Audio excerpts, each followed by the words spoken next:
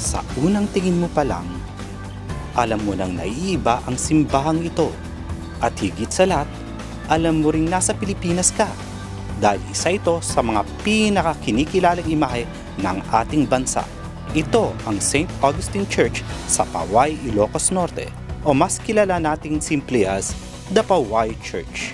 Ang construction ng simbahang ito ay sinimulan pa ng mga Augustinian friars noong 1694 at ito'y natapos naman noong 1894 sa leadership ni Father Antonio Estavillo.